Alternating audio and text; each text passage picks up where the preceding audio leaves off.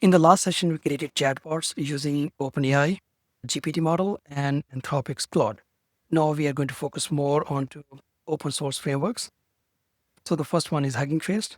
Hugging Face is a platform for sharing models, dataset, and applications. It's more like a central hub where millions of LLMs have already been uploaded there, and a lot of common use dataset that is uploaded over there, so anybody can download and integrate into their applications.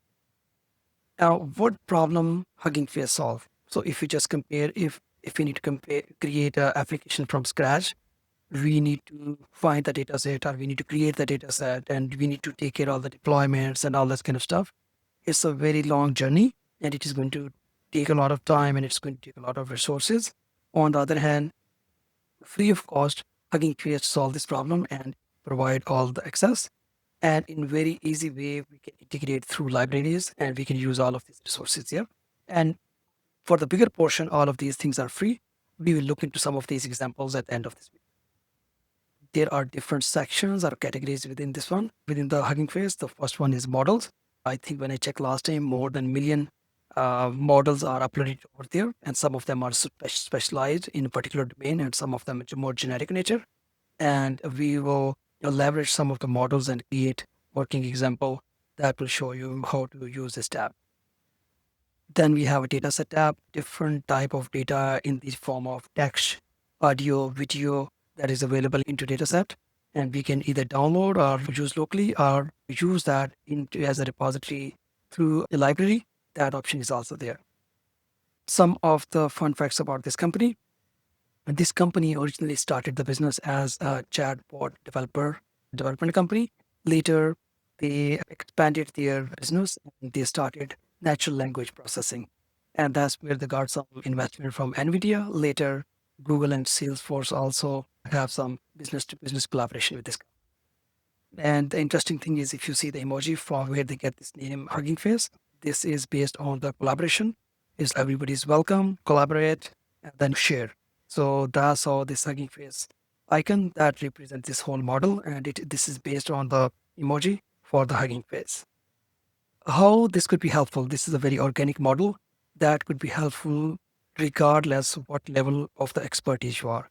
If you are a beginner, you can use some of the pre-built model and use the pipelines and then start using that one. If you are intermediate, you can fine tune the models. You are advanced level, you can create your own models. And if you are expert, you can use production data system using existing APIs, and then you can also existing apps, and you can also share your apps to make them available for the community as well. So this is available for all type of expertise there. We will look into more. This was like very high level introduction. Let me bring the application and then we'll look into some specific. All right, let's go to huggingface.co. This is the main page. You will see the landing page when user is not logged in. If you are visiting this page first time, first you need to go to the sign up, give your email address and follow all the prompts and then create the account. It's all free. Since I have already created this account, I'm going to skip this since these are pretty straightforward and I won't go there. I'll go to the login, password, and then go to the main page. All right. So once you are in the main page, you will see different sections in the form of different tabs. On the top, models, datasets, spaces, community, all that kind of stuff. Let's see all these one by one. So the first one is models.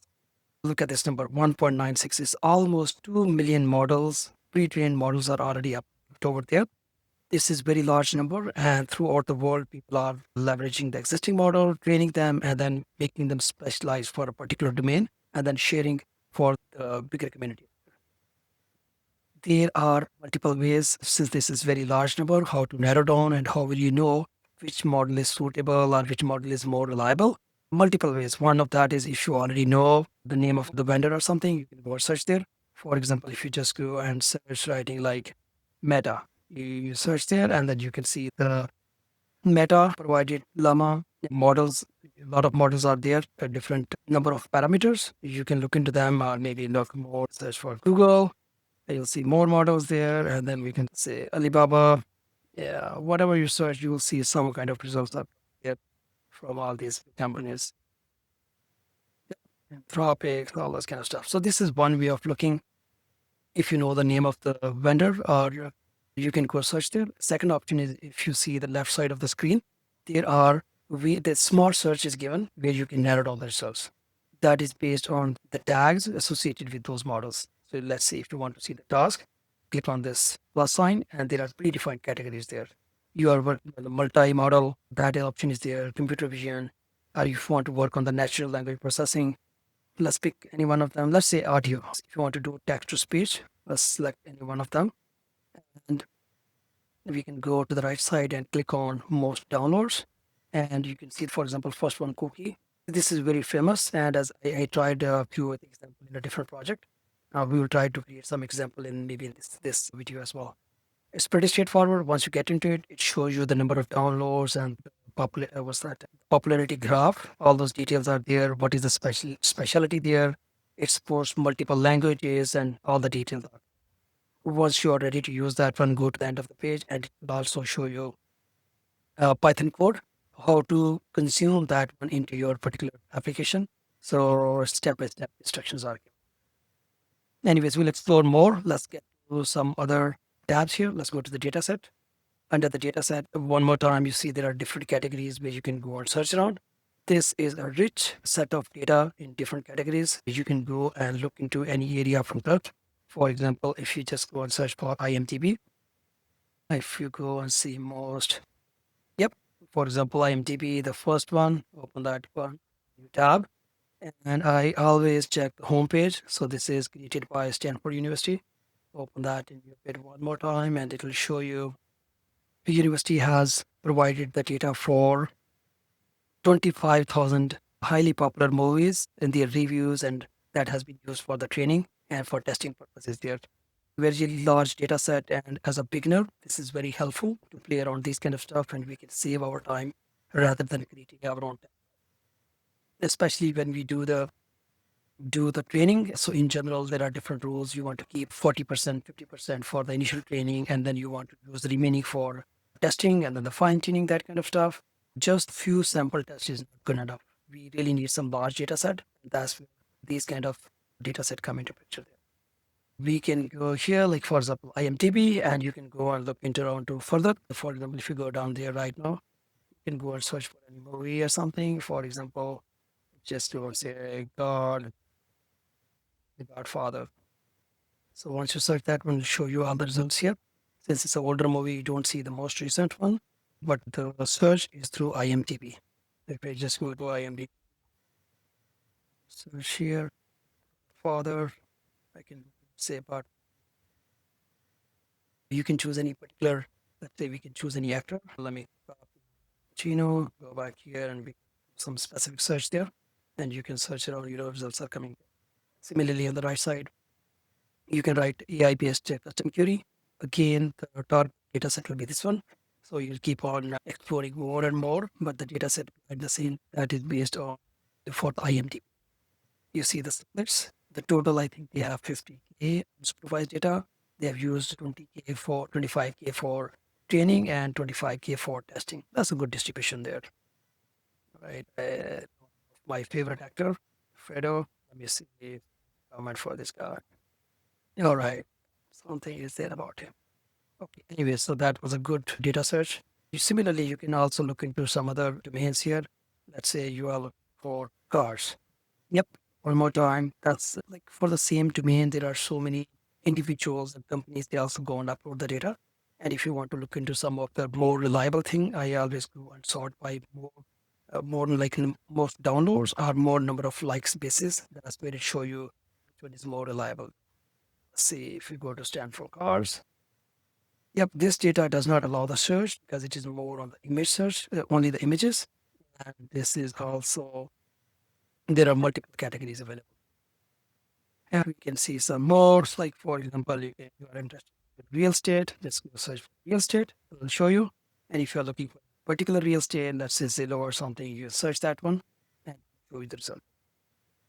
That was all about the data set. Let's get to the next tab. We have the spaces. Spaces is all about applications.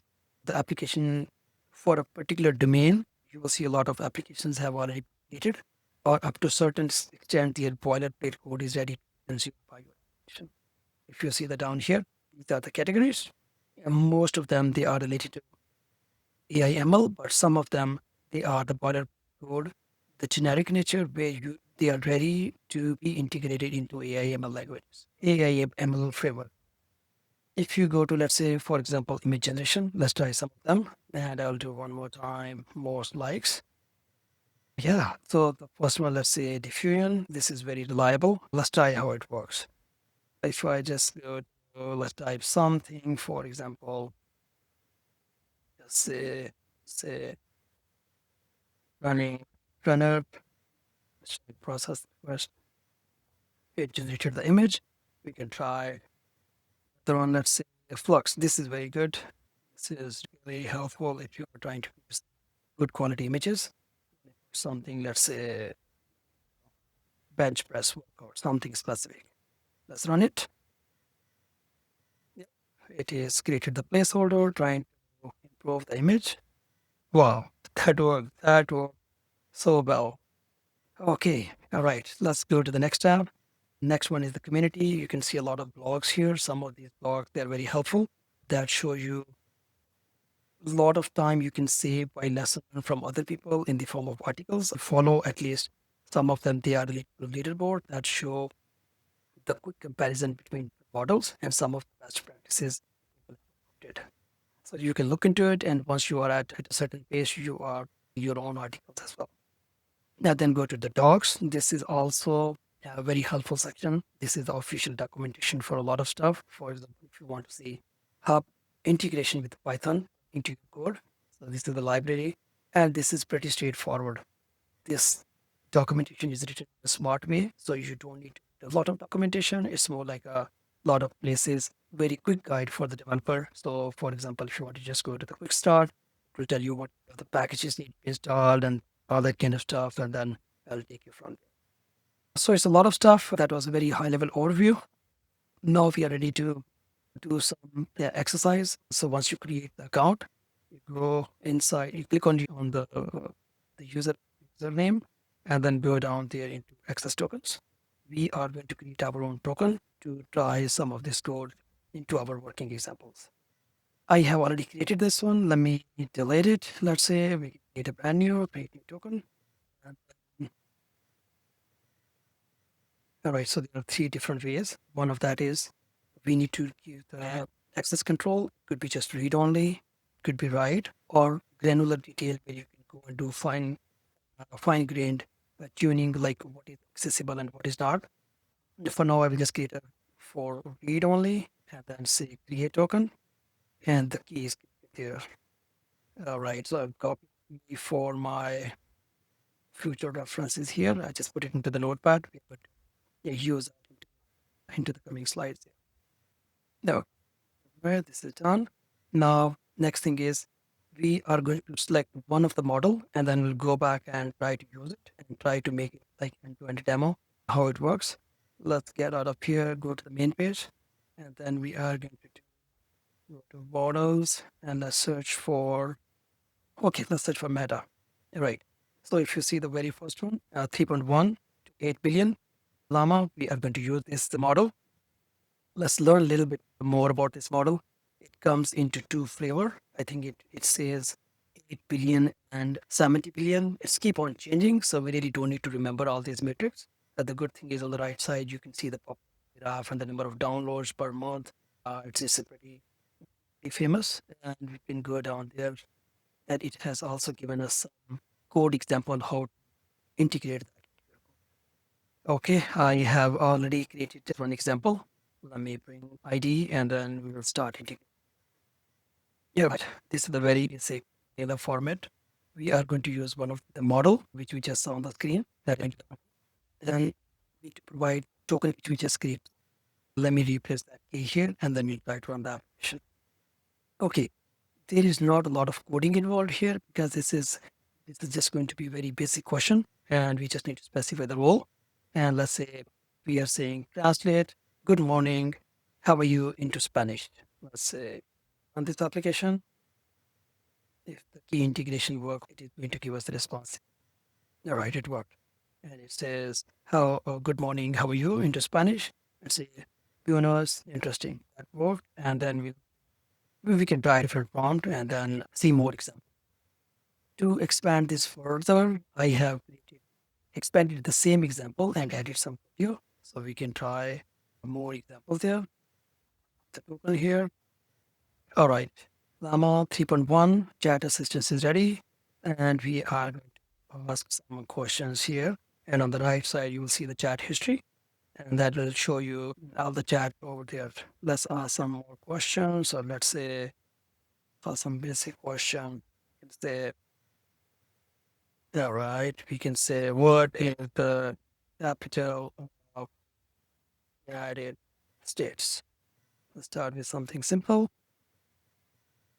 All right, got it. This is the history, and the capital of the United States is Washington, D.C. It worked well. Let's add some difficult questions, somewhat more complicated, and say, let's say, write a quick summary of my favorite book. Need to not find the book. Let's try something else. Okay, doesn't know about the book. Let's ask some other question. How do you gain muscle mass quickly? All right. Very good suggestions. Take protein, mass gainers, food, all that kind of stuff. And let's ask some other more financial question. Let's see if it goes in that domain or not. Is it idea to invest in real estate? Yeah, it has some answers. And on the right side, you can see the history is there. Look at the level of code we have written, very minimal, and the remaining all stuff is taken care by this model.